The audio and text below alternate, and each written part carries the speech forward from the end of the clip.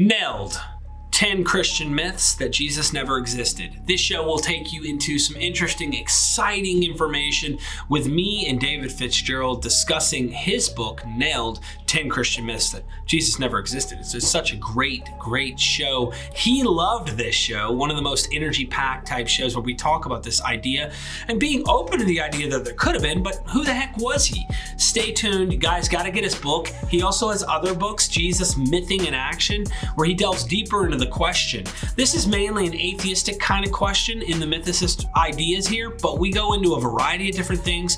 Unique. This show is very unique. Make sure you guys check out the description. You guys can join Patreon and help us out here at Mythvision. And don't forget to subscribe, like, comment your thoughts of the show. Maybe you've read his book. Tell me what you think of it. I hope to see you guys soon.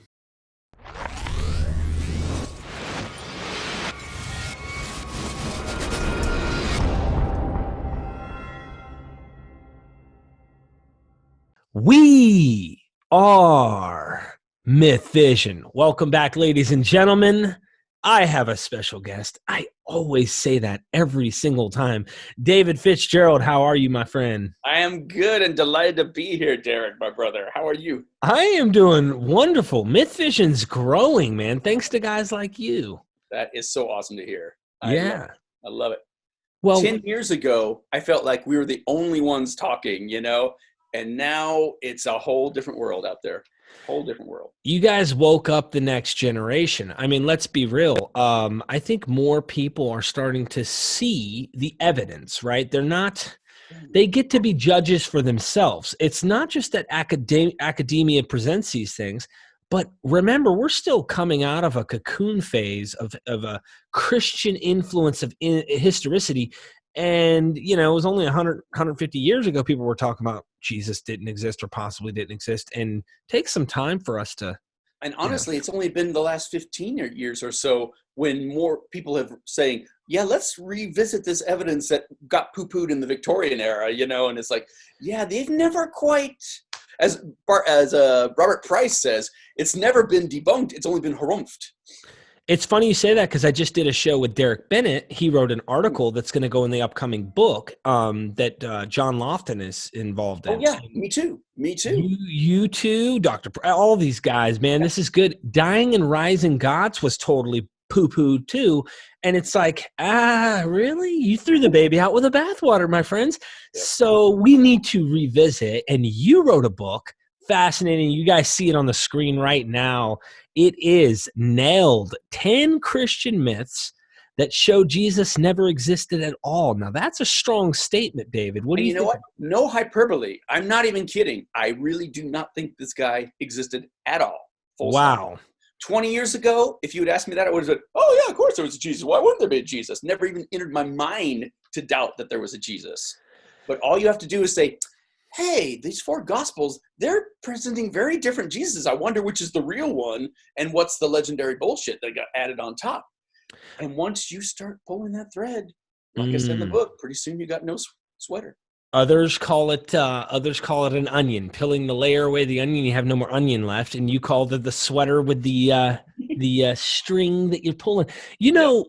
I have to say before we get into the show and kind of going into things, I have to say this. I was a skeptic on even getting your book, and I'll tell you why. I'm researching, right? And I wanted to start with all the heavy hitters. I was like, let me look for the PhDs and this and this and that. And then I said, I was on audible.com. I was checking it out. I had a credit, and I was like, you know what? Nailed 10.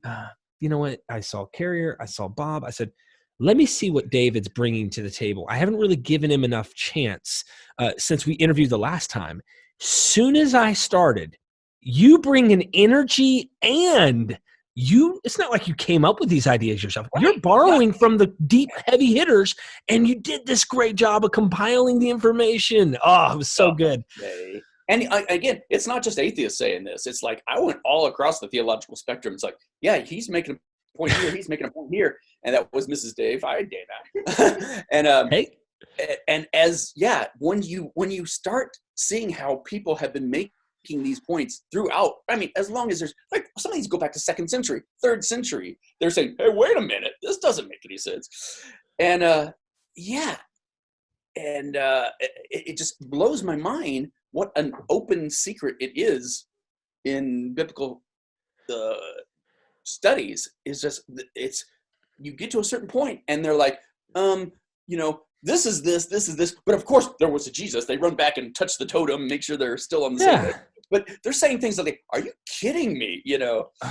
And the mental gymnastics they do. Like I'm thinking of, there's a biblical dictionary was talking about, or encyclopedia rather, was talking about the Luke, the author of the Book of Acts, and that's our earliest Christian history. And he said something to the effect like, "Now the Book of Acts is theologically super important and spiritually very important, but to a historian it leaves much to be desired." I'm like, pump the brake. What did you just say? What did you just say? And we could multiply examples like that all day long. All day long. That's fascinating. That is funny. And the fact that Luke borrows and Acts borrows from other pagan, I mean, there's just so much. Didn't want to rabbit trail yet, but I wanted to say, what you did, I guess you took, you're the middleman, like you said earlier. You took a very, very complicated issue and brought in all of these things that everyone uses as evidence and go, really? I don't think so. You're still not saying there couldn't be, possibly, but what you're saying is you're using this evidence wrong. This is not the evidence you need to use. And it's hard to trust these church fathers. Once I read this book that you presented, I was like, I didn't know this. And even Dr. Price, who's well-read, and others, they learned something from you that they didn't even know. When I got that quote from Robert Price, that blew my mind. It's like, whoa, that's like Einstein coming to you and saying, wow, I hadn't thought of relativity that way before. Whoa, that blew my mind. And I think it's only a function of me just looking into everybody. It's not anything special about me. It's certainly not my PhD, but the more you look at it, and it's not just even what our evidence is. It's like, it's the evidence we have outside the Bible. It's evidence we have outside the Gospels. It's like, there are layers of onion. It's like, okay, here's the biographical information. Here's all the other letters in the New Testament. Here's everything we know, coming from that period in time outside Christianity. And it's like, these things just do not point to a guy who was the founder of Christianity. I mean, there's nothing plausible about that. They were a dime a dozen. Yeah. That's not where our evidence point. And so it's really hard for me to think there could have even been a guy named Jesus. It's hard to think that in this case, okay, after all of this, in this case, it's hard for me to think like if there was, speculating, if there was, honestly, when Price and Carrier say, listen, we really wouldn't know anything about him at this point. Right. So how can you say there is when you don't have anything about the him or whoever this is? Exactly. That's one thing. I wish more Christians understood this, that whether there was a Jesus or not, our evidence for him is shitty as hell. And it boils down to these 4 books in the Gospels. And those 4 books boil down to our first Gospel, Mark, which is the most low-rent, no-frills Jesus we've got, and doesn't read anything like what we think of as Jesus, saying things like, oh, I'm telling you everything in parables, otherwise other people would hear them and be saved from their sins. It's like, what did you just say, Jesus? And makes perfect sense if we're talking about a mystery faith God. Makes perfect sense. Yeah. Makes no sense at all if he came on earth to save us from our sins, the way we've always said. And we get examples like that all the time throughout the gospel, throughout the New Testament, throughout first century history. You literally go straight through the Gospels in this one. You're like, all right, let's get to the outside sources here quickly. You really do, because I mean, even Mimesis criticism just to me, it cuts the Gospels as fictional writings, like actual Sure. books. These aren't like scribes. It looks like they're actual stories being written by fictional, Right. And they're so heavy with allegorical meaning. It's like, and we don't realize it because we don't speak Greek or Aramaic, but like half the characters in the Gospels, their names are surprisingly apt for the story they're telling. And the places they're going that's a really apt name for that, a little too on the nose. And that's happening throughout the Gospels. Yeah. And And when you bring in the other gospels that are clearly building on that, then you get to John, who does, no, I don't like that story. I'm going to change it completely and do something else. Let's not have Jesus get crucified because of, the Pharisees. Let's have him do it because he raised somebody from the dead, somebody who doesn't even appear in the other gospels. Yeah, or the Pharisees for flipping over money changer tables, or it's hard to pin down what they're trying to say in some of these, and they're definitely contradicting each other. Oh, so. Absolutely. You even said Luke Dookies on everybody when Luke comes on the scene. And it's so funny. It's like, these are not eyewitness testimony, it was not, Luke says he was wearing a red t-shirt. Matthew says it was a blue t-shirt. No. This is, John says he got crucified because of something he did over here to somebody else. And all the other ones said he got crucified in a different year over here for a completely different reason. Yeah. Or even the burial situation. I think you mentioned that in your book. You say that they come to the burial site a day later in some of the Gospels, and then in John they fix it, or they make it look like, well, they buried him with the spices, and it's just fascinating. But I wanted to throw one of your first things you say in chapter 1 out. Yeah. Christians have said this, and it's almost like you can have bad mythicist arguments. For sure. Right. And then we also have horrible historicist arguments like really true. Jesus and Julius Caesar have the same equal amount of evidence. Yeah. I've heard that for Alexander the Great, fill in the blank, they just throw out any name and say, if you have to throw out the evidence for Jesus, you have to throw. It's like, no, dude, we're not throwing out evidence. We're saying, look at the evidence and how you have none over here. It's like, of all these different pillars of evidence that can support any kind of historical claim about anybody from any time, you've got this, you've got this, you have this. For example, I think in the book I used Julius Caesar crossing the Rubicon. Yes. Richard Carrier for that one.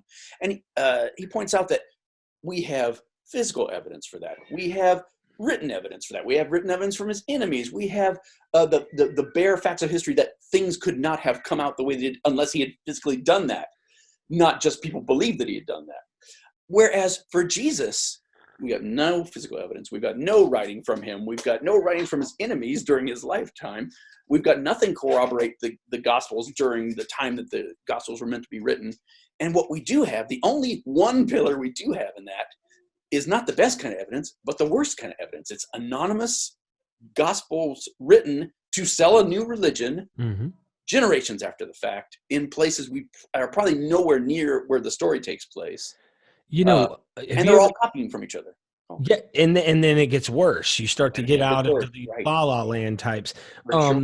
And I think that was a common practice. That should tell you, in my opinion, once you start looking at the evidence of the Gospels, what kind of literature they are, that you can start to go off on La La Land. It's just funny that, you're not Orthodox. These are the real truths. Dude, they're fiction. I mean, like, you really see so much fiction there. So, David, one of the things I was going to mention is there's Doug at Pine Creek. He's got a YouTube channel too. He's another skeptic.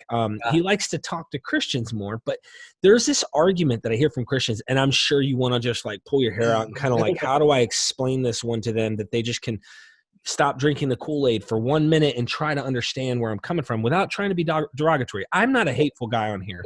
People know that I'm not. I do think it's funny sometimes. I can laugh and like mock a little. I was a hardcore fundamentalist Christian at one point. Me too. I totally get it.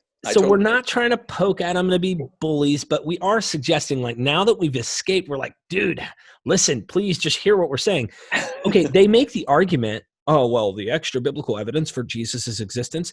And, we can go there, but they'll say stuff like, why would the enemies in the gospel of such and such, the enemy of Jesus said, there's eyewitness enemy account saying, they're using the story saying because there's an enemy in the story, whether it's a Pharisee or something, as that's evidence, as if it's not part of the story. Exactly. And, it's like Mark doesn't do that. It's the later Gospels that say, why do we explain this plot hole? It's because blah, blah, blah, blah, blah. It's because, there was a secret meeting that somehow we know what they said and blah, blah, blah, Or it's like the guards at the tomb fell asleep. And it's like, if the guards at the tomb fell asleep, that's death penalty for the guards asleep. They wouldn't say, yeah, we fell asleep. They'd be killed in all kinds of nasty Roman ways. Yeah, for that. That's actually interesting. That's what I like about you. You're clever. You think about the things that we wouldn't. Like when I read the Gospels the first time, or even going through these stories, I would overlook like the simple things that I didn't know, like that. That would be death penalty, or Right. And like the whole trial of Jesus makes no damn sense whatsoever. And Jewish scholars have been saying this for hundreds of years, saying, well, no, we wouldn't do this on the Sabbath because everyone has to do such and such on the Sabbath. We wouldn't do it on the eve of Passover. We certainly wouldn't have a trial. And if we did, we would just put the trial on hold for the weekend. And it's like, and the high priest acting as the prosecuting attorney, well, that would never happen, mainly because Jewish trials don't have a prosecuting attorney. Full stop. It's like whoever wrote this doesn't know anything about Jewish law or Jewish, was clearly written by a Gentile. In the time in which they claim that this happened, they would have been able to stone him at right there. Exactly. None of this bringing the Romans. They just would have taken him outside and That's why I think it would just be my opinion that they combined relevant, and it'd just be my guess, relevant contemporaneous, if you will, things into this fiction for their own personal better Jesus, better than Odysseus, better than, Asclepi, all the different gods. And we can't forget, so much of it is allegorical too. Like the whole thing about Barabbas, there's so multiple layers that this is talking about the Yom Kippur ritual and not talking about anything that could actually happen in real life. The Romans never had a tradition of releasing somebody who was giving the crowd the choice. It's like that never happened. That never could have happened. No. And if it had, they wouldn't have released a anti-Roman terrorist. It literally says that that's what he is. Happen. None of this would happen. It's ridiculous. Yeah. Well, you say in the book that they combined the Yom Kippur and Passover. It's like they're uniting a new doctrine idea here. Well, I mean, there's definitely an allegory of the scapegoat, and they are completely taking two.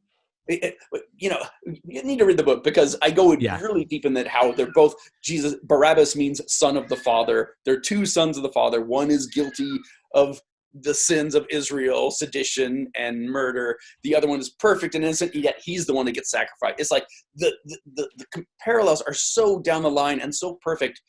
Once they pointed them out, no one said, "Oh yeah, okay, that's just a coincidence." It's like, no, there's no question it's that way.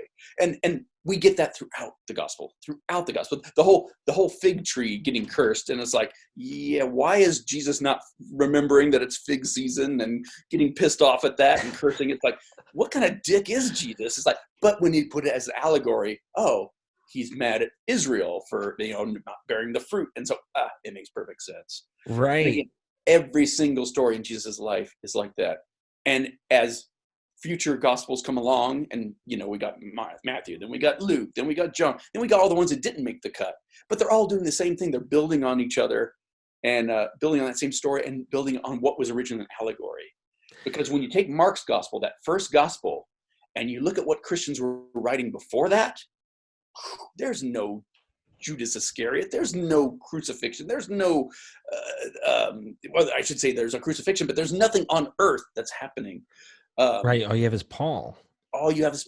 And Paul's gospel. And when you read like the book of Hebrews, where it's talking about, Jesus is our high priest in heaven. And if he had been on earth, it would have been such a, he goes out of his way to compare to what's happening with the high priest on earth, which he assumes is still going on. Whoever wrote Hebrews was still happening. The temple was still happening. And that's what the earliest Christians seem to be preaching. They're preaching this Jesus who lives in heaven and has been a secret all this time. But now preachers who have become apostles, which meant that Jesus had appeared to them, or they read it in their biblical studies. Because Paul's constantly saying how he knows this. It's according to scriptures. We know that Jesus died according to the scriptures and rose on the third day according to the scriptures. And even early church fathers like Clement, they're quoting Jesus. But when you look at their quotes, they're not quoting anything from the New Testament. They're quoting things in the Old Testament saying, Jesus says here, blah, blah, blah, blah, blah. Oh, wait. Oh, no, Jonah said that. Oh, no, Isaiah said that. And they're quoting it as if they're interviewing him on the street, Interesting. Yeah. Interesting. Yeah, you got to go beyond the canon to get some of this stuff. This is interesting that you're bringing this up. You and I want our audience to understand, though you're a mythicist, in this book, you don't just what does Dr. Carrier think about this? What does Dr. Bob? You actually are using, and this is what I love about the mythicist, who at the end of the day, this is not a belief. This is not a belief system or a cult or anything like that. Like, you guys are using historicist arguments for people and saying, look at this Josephus, look at this Tacitus, look at Suetonius, look at Pliny. And we can get into some of those guys if you'd like. And I went out of my way to try to use as many Christian sources and Jewish sources, not so much Mormon or Islamic, but to go not just I didn't want to just quote atheists. I didn't even want to just quote mythicists. I wanted to quote everybody and say, look, you're making a good point here that this over here doesn't make any sense. You know, this over here would really fit a mythicist Jesus better. And I don't know if we've plugged my new book, Jesus, Mything in Action, but not yet. Nailed talks about the top 10 ways that the official story just does not cut it. It just doesn't hold up. Mything in Action is where I talk about, well, this is what the Gospels do say. This is what the New Testament says about what the Gospels say. This is what everything outside the New Testament says about this story. And it just makes it really hard when you put all that in context to think that there could have even been a single figure founding Christianity. And I want to even blow you and your audience's mind a little further, because probably my biggest surprise I've gotten from being in this Jesus is bullshit business is that it's not just Jesus. It's not just Christianity. Moses, Abraham, Buddha, Muhammad, the evidence for all those guys and more is just as bad as Jesus. And I can't tell you how many ex-Buddhists came up to me and said, or Buddhist scholars have said, yeah, we're having that same discussion in our circles. And how many ex-Muslims have come to me and said, yeah, we're having the same discussions in our circles about whether Muhammad existed. That blew my mind. I saw a debate between Christian apologist David Wood, I believe his name is, and another scholar in the Islam world. He's not a Muslim, but he was actually arguing, and it blew my mind. This is right when I heard about mythicism. What he did is his arguments and the methodology used in arguing over the fact that Muhammad may not have existed, arguing with this Christian, I could see that if the Christian was willing to concede, he was shooting himself right there, because it is the same. Yeah. It was like, I saw it, I was like, oh my gosh. And I was looking at Jesus. How the evidence just starts failing and stopping like 100 years out. It's like, wow. And now, 20 years after starting this whole thing, I'm convinced that most major religions start with a purely mythological founder. And that's the norm. And people like Joseph Smith, well, the angel Moroni, he clearly never existed. We don't think that we forget that he's the one who wrote the Book of Mormon, quote unquote. Oh my God. But people like L. Ron Hubbard and Mary Baker Eddy, those are the outliers, because we know who they were, Well, David, I've got to see the Mything in Action, because honestly, that would have helped me. Now that's on Audible too, so it is. That would help this show better. I'd get more of what you do, but I guess if you want, we can jump into some of these, just kind of a few examples outside, and then come back on later. You read the book, we'll come back on. We'll discuss that. Yeah. I'm talking about the 10 myths. For sure, we can totally talk about that all day. Yeah. Okay. Josephus. Just tackle that one if you would, because that's a big one. For the people who don't know, Flavius Josephus is this Jewish historian who is probably best known for Christians because he supposedly mentioned Jesus in his historical works. Long story short, no, he didn't. It's clearly a forgery. There's two passages that are said to link to Jesus. One's clearly a forgery. People don't even argue that's not a forgery anymore. They just say, oh, well, it's not a complete forgery. He said something and then Christians, tidied it up and tarted it up. And it's like, no, dude, multiple reasons why that's not true. And another passage is not even talking about our Jesus at all. And all you have to do is read the passage and it says who it's talking about. Jesus, son of Damnius, has nothing to do with our Jesus. Makes no sense if it was about our Jesus. So that's the thing. But why do Christians keep hanging on to this is because they have to hold on to that, because if Josephus gets tossed out, this means that there's no historians writing about Jesus at all for the whole first century. And we're talking about somebody writing at the end of the first century for starters anyway. He was not alive during the time Jesus was meant to be alive. But that's a whole 100 years where we've got nothing to corroborate the Gospels whatsoever. And those two flimsy pegs that don't hold up are all we have. And the second century is no better. Third century, everything is dependent on the Gospels. And everything we have that's extra biblical evidence about Jesus is actually talking about Christians. It's like, yeah, we know there were Christians in the second century and third century. We don't know, that's not evidence for their God, and they usually, the way it's talking about it is clear that they don't think there was a God either, This is that crucified God the Christians worship, It's funny because there's so many versions of Christianity too, right off the bat, that, Sure. This is the other thing. The further you go back, the more different strands you have, and the less any of them look like what we think of as Christianity, for sure. Interesting stuff. I think that's fascinating. And if you look at these other historical people like Caesar, Julius Caesar, Caesar Augustus, there's writings about these guys, but do they have fictional theological tombs written about them? And is that their earliest sources? Is there not, historical, maybe with some, all historians who wrote of people a lot of times blend in the gods and stuff, but right. And that's a good distinction to make. But the difference is with those, we have historical evidence, and we can separate that out. And it's like, oh, okay, well, that's clearly not true because we have all these other evidence, and we've plentiful evidence to make good judgment calls on what's really happening, what's not. We don't have that with Jesus. All we have is right out of the box. It's mythological. And the earliest stuff, he's not even on earth. He was there at the beginning of creation, or he was, the son of wisdom, this allegorical things. The Holy Spirit came from a Jewish philosopher named Philo of Alexandria.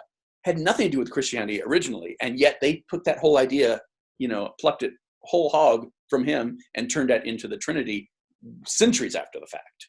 Took a long time for that to come together. Yeah, this is an interesting development, and you guys delve into this a lot. Yeah. And I know that Dr. Carrier does some of this in his On the Historicity book, Yep. which is definitely Awesome. Highly recommended. Yeah. Very, very thick. So if you want to get, really into something for a long time, that's obviously a good book. Sure. But if you're looking for something that kind of, I guess you'd say, goes to a point and it's, entertaining. Accessible and entertaining. I like to think so.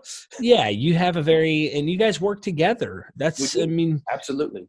You guys work together. What about Pliny? You had a lot to say about him in the book.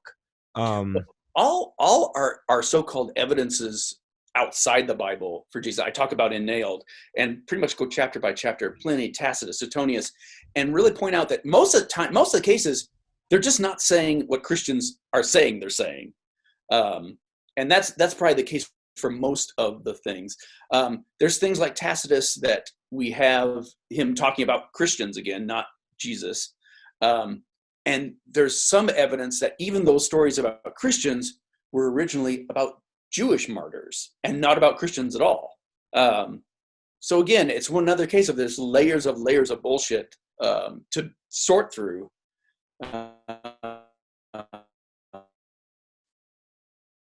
I think I lost you there. You froze up for a second. I feel like Satan's trying to get us, man. It's clearly. Clearly. The devil's trying to stop us from making this happen. Right. Not today, Satan. Not today. Yeah. No, you do very, very good job of showing all these evidences. And even if you were to take, just for example, let's say we're all trying to figure out what could be history or what could have significance to history in the Gospels, right? Like the temple's destruction. Well, we know that happened, but there's things, right? We're trying to get tangible things. And Lena Einhorn did this recently on our show, A Shift in Time, where she was suggesting that if there was a guy that she does believe there was. He was probably this Egyptian, the guy called the Egyptian in the Sure. In the New Testament, him referred to, yeah. Yes. Yeah. Thank you, honey. So my wife's over here handing me pizza. Oh, what a good. No, but if this, everybody has a Jesus, by the way. Everybody has a Jesus. Oh my goodness, bro. I have shows coming up with the magical Jesus soon. So at some point, Jesus the magician. Yeah. Yeah, Robert Connor's going to come on and talk about that at some point. Fingers crossed he can make it happen soon. But my point is she shows, regardless of historicity at this point, that if this Pontius Pilate situation, let's just say they fictionalized this and it was supposed to happen under some Roman, guy in charge, it couldn't have happened under him. And she shows by using Josephus that it had to happen under Felix if it did happen. And here's the evidence she's trying to suggest. Pontius Pilate's wife has a dream in the Gospels. Okay. In Josephus, Felix has a wife, not Pontius Pilate. Yeah. You start to see stuff and you go, something's wrong here. And I'm going to muddy the water even further. Okay. Some early Christians thought that Jesus was crucified under Herod, and the Romans had nothing to do with it.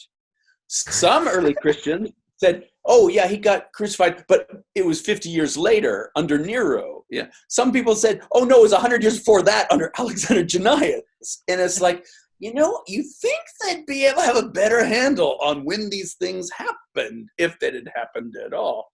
Or like when he died, when he was born, at least maybe not when he was born, but surely when he died. And yet the early church is full of these guesses. And what do they land on? Why, it's this day of Easter. It's the day of Passover. When was he born? Well, it was the same day all the other sun gods were born. What a amazing coincidence that happened, Yeah, or one of the church fathers, one of the big ones I heard, I think Justin Martyr, I could be mistaken, like Jesus lived to be 50 or something.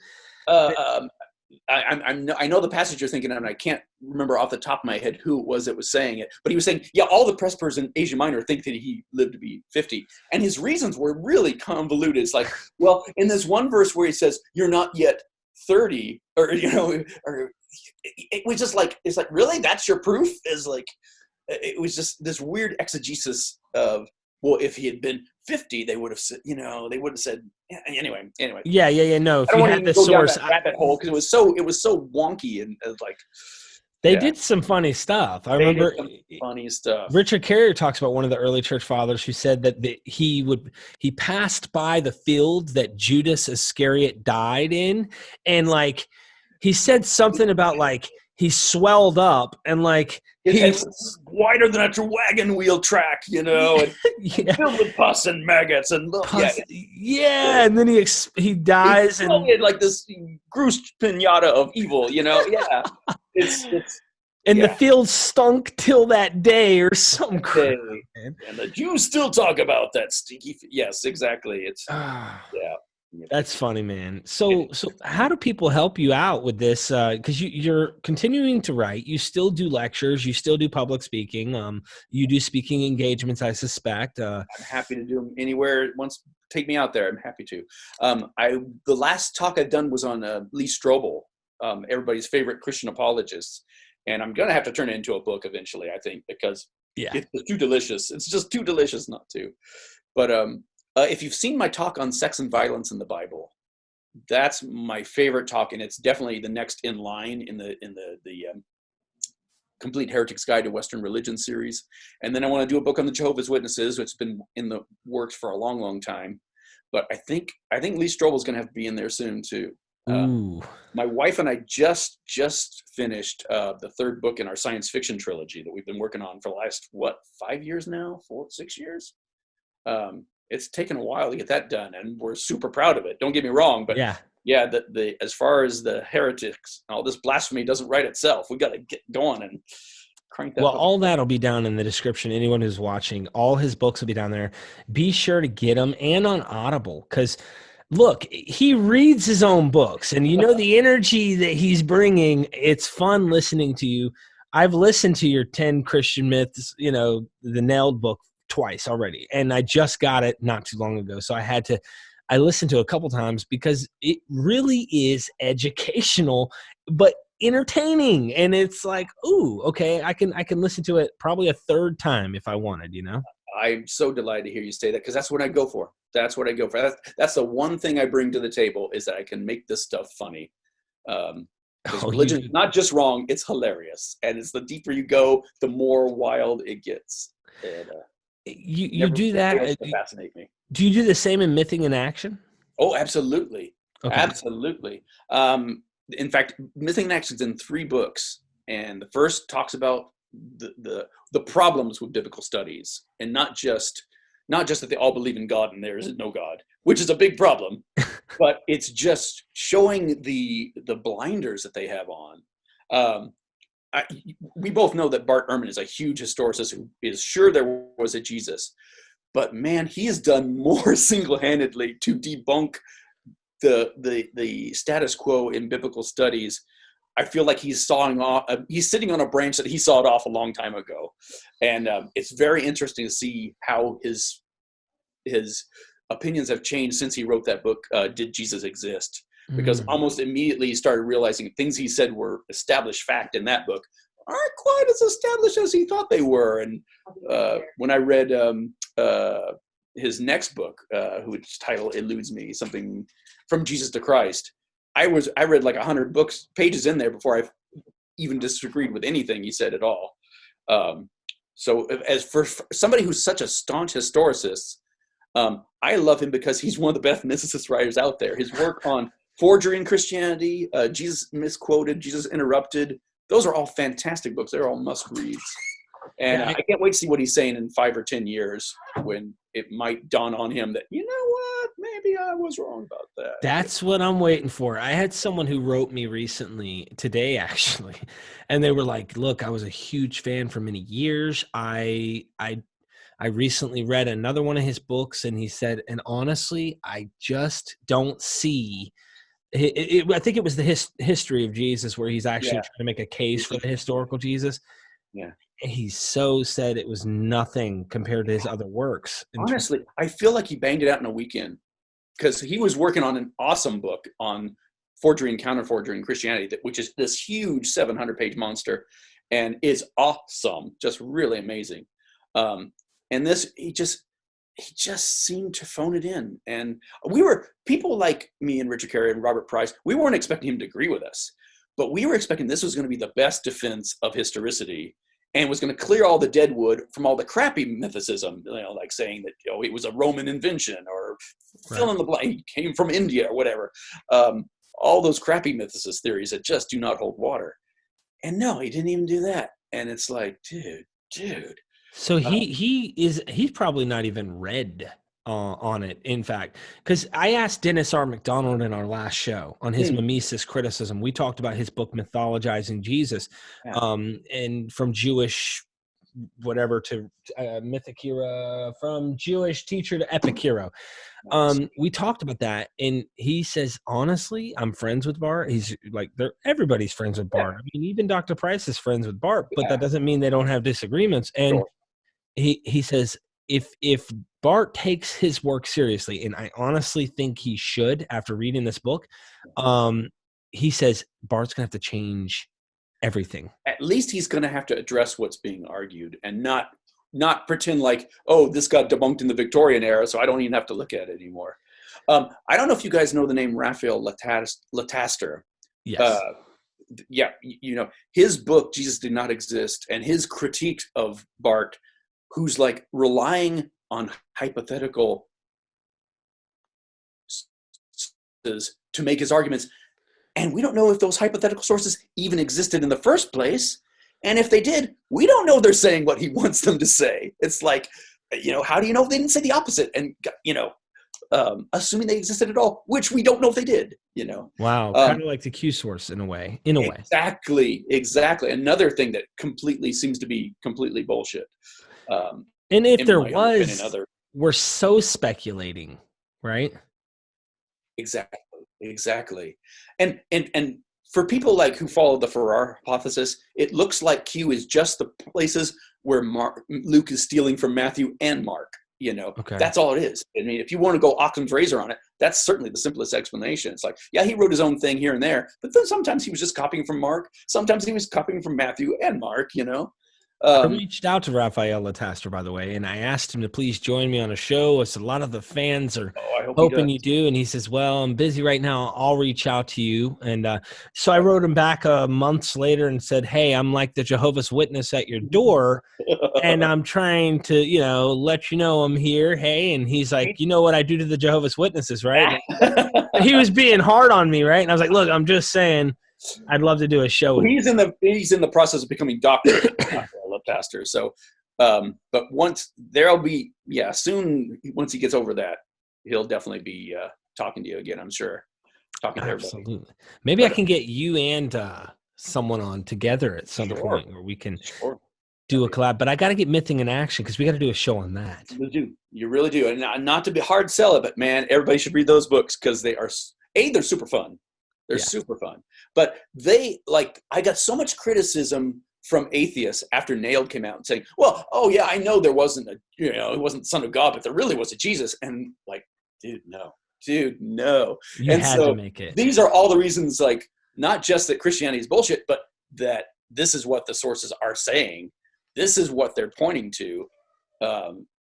It's like, well, why did Paul say this if they meant this? Why did Book of Acts say this and not this? Why is Hebrews saying this and not that? If you remember, the second to last chapter in Nailed is called "Can Jesus Be Saved?" Yes. And I just give this laundry list. This is how things would be different if there was just a guy named Jesus. And those 3 books go into all that and more. But mostly the problem of our sources and what's happening, the problem of biblical studies and the things that they're just kind of shoving under the rug and hoping goes away. And book 3 is just kind of a time travel expedition. You remember the show Cosmos that Carl Sagan and Neil deGrasse Tyson do, where they have an imaginary spaceship going the speed of light and going over. Well, I do the same thing with an imaginary time machine and say, okay, if we were going to explore where Christianity came from, where would we have to go? And that's the source. So it's a fictional story with lots of heavy footnotes. Wow. And it's super fun.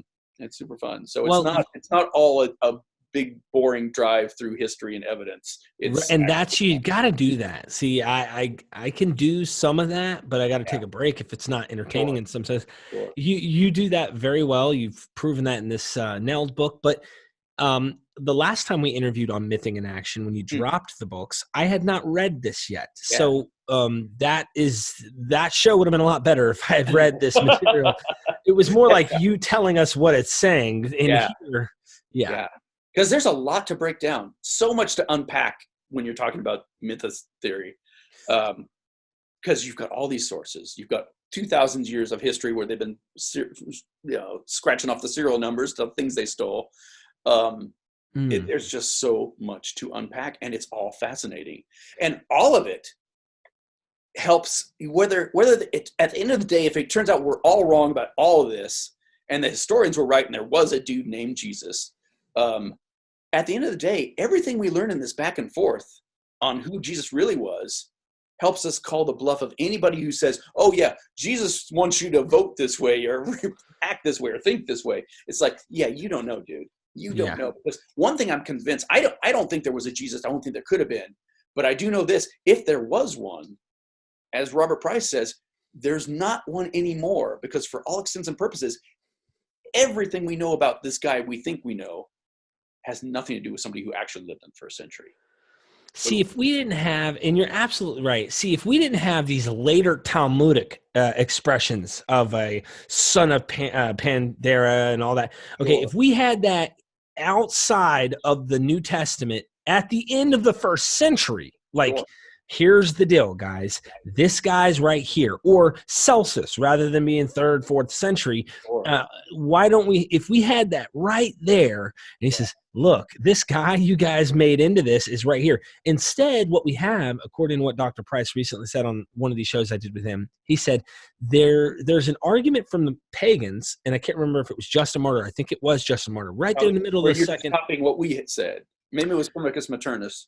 I could be wrong. I don't know But which they're one. basically saying, yeah, we're just saying about our God what you say about your God. It's in that vein. He Yeah. says though explicitly that the pagans argued, saying to the church father, "You created your Christ. You created this guy." And so you could take that literal and say, "Hey, they're literally saying you invented your own Jesus."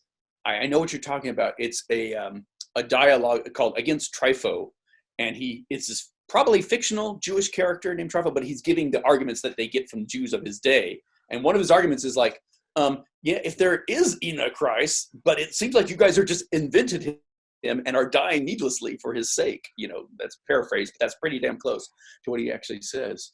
And the historians just think it's easier to start with a kernel of historical truth and work outward, but the suggestion of such Merkava mysticism and different types of strange angelic codes with secret names like Dr. Carey gets into, it makes you really have to wonder, like, could this not be wholehearted strange mysticism? And the further we go back, the weirder Christianity gets. And it's like, this has been streamlined and harmonized and repackaged for our, there were Christians who thought he was an angel. There was Christians who thought he was like this emanation, this Gnostic emanation from God. It gets very esoteric. And like, if the Nag Hammadi Gospels hadn't been discovered, they were buried in 3rd century in a hurry.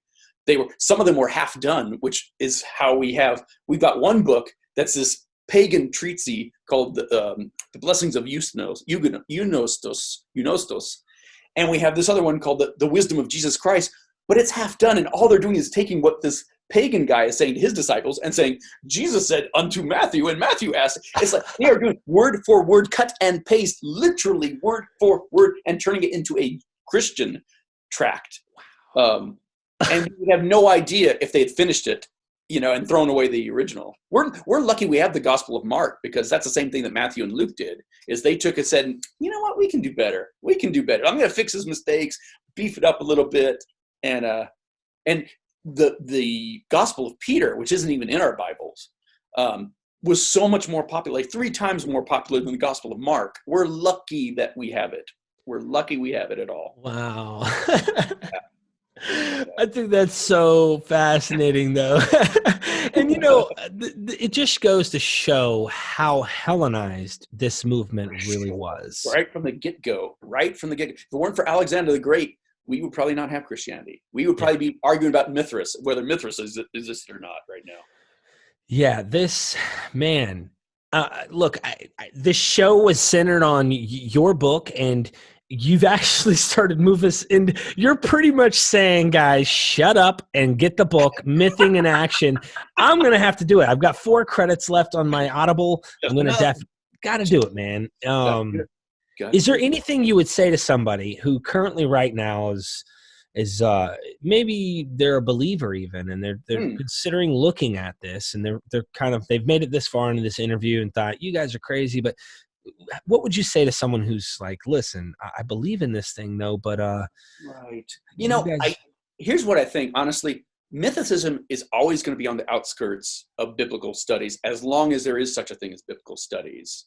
I don't think it's the best way to go to talk to your Christian friends and say, look, Jesus is bullshit, and start from there. It's like, it's such a deal killer, a conversation ender. You can go so many other routes. I would recommend that first. But where was I going with that thought? But if you're an atheist who's interested in the subject, get interested in the subject, because it is freaking fascinating. And don't fall for the stories you're getting from Christian apologists. Don't dismiss mythicism because, Lee Strobel or Josh McDowell says, oh, no, it's ridiculous. If you like Bart Ehrman and you think, well, Bart Ehrman thinks it's ridiculous, keep reading more Bart Ehrman. Read Misquoting Jesus. Read Jesus Interrupted. Read Forgery and Counterforgery in Christianity. Read all his other books, and see how much we're getting away from knowing who Jesus really was, and how much mental acrobatics biblical scholars have done through the years to make up for that fact. Yeah. I remember what I was going to say, and then I forgot it again. This is what happens when I start. So if there's a believer, just yeah, this should be an argument for atheists. We should be ones having this argument, right? And it should be a friendly argument, because at the end of the day, we're not the enemy. Historicists aren't the enemy. Christians aren't the enemy. Bullshit is the enemy. We're all trying to find the truth, and the more we look at Jesus, the more we realize that everything we think we know about him doesn't necessarily point to a real person, doesn't necessarily hold up. And we should all be agnostics at the very least. We should all be militant agnostics. If they say, do you believe in Jesus? No, I don't think there was. I don't know if there was one. And neither do you. Yeah, if not, you need to be like a Baha'i guy who actually believes more than just the Jesus story is true, because they're all saying the same thing. So, I guess I'll end on this note, because you said it very well right there. To the believer who might be watching this is my recommendation. Look at, just for, for your own sake, try to look at sources that aren't just let me trying to prove something right. Take a scientific method, try to find if there's things wrong with it. And don't ask your Christians if there are things wrong with it, because they're going to hide or try to minimize things that may be going on.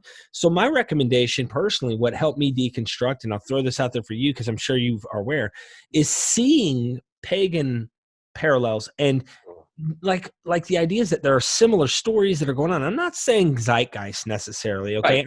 Right. And I'm glad you pointed that out too. Yeah. Yeah. I'm saying that there's like legit reason to see that Osiris was cut into 14 pieces and she finds a magic dildo and does her thing with it. And you gotta go, well, that's not Jesus. But if you look at the Old Testament, you find out that Jacob served 14 years for his wife. 14 is a similar implication of what we see with Osiris.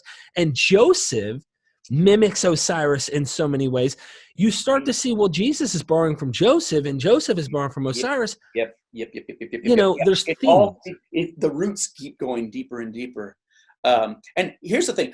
As a Christian, I wouldn't even get into the historical Jesus argument. That's something that, as a Christian, your brain will just go in freezer lock and not go. There's so many other, but once you become a new atheist, then start looking into it. Then or agnostic, yeah. Or agnostic. And at the end of the day, for atheists, it doesn't matter if there was a Jesus or not. He's a myth either way, as far as we're looking at it, because either he was a dude who was elevated to this demigod figure, or he didn't exist at all. Either way, the Jesus of faith who really existed and really did all these miracles, no one on this side is thinking that at all. Yeah. So stop saying all historians agree that our Jesus was real. It's like, no, they don't. Not your Jesus. Wonderful, man. Wonderful. Well, I really appreciate you joining me here. We got to do one. When I get mything and action down, we're doing another one, bro. Let's do it. We have to. And for those of you guys who just don't remember every time, we are Mythvision.